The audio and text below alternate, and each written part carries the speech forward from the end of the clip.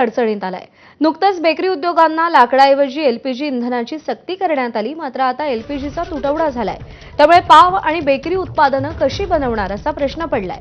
नाशिकमध्ये प्रसिद्ध मिसळ व्यवसायाला फटका बसलाय, तर पिंपरी चिंचवडमध्ये कॅटरर्सनी लग्नसराईच्या ऑर्डर्स रद्द करायला सुरुवात केली आहे। कोल्हापुरात खानावळी बंद होण्याच्या मार्गावर आहेत, तर नागपुरात चक्क काही हॉटेल्समध्ये आता चूल पेटवली जातेय।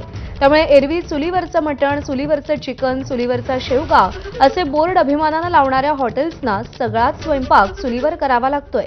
तर चंद्रपुरात पॉलिप्रोपिलीन प्लास्टिक पॅकिंग बॅगचा तुटवडा होणार अशी लक्षणं सध्या जाणवतात। गॅसची वाढती गरज पाहून काळाबाजार करू नका, मनसे नेते मनोज चव्हाण यांनी इशारा दिलाय। गॅस डीलर्सवरती मनसेची करडी नजर असल्याचं मनोज चव्हाण यांनी सांगितलेलं आहे।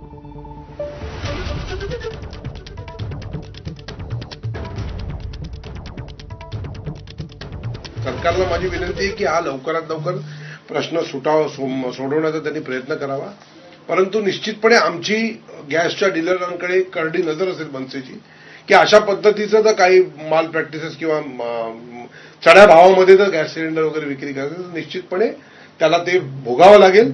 त्या डीलरला आम्ही सोडणार नाही एवढं मात्र नक्की, कारण जनतेची अशी बालावा करून अशा पद्धतीचा खेळ ते करू शकत नाही एवढं नक्की।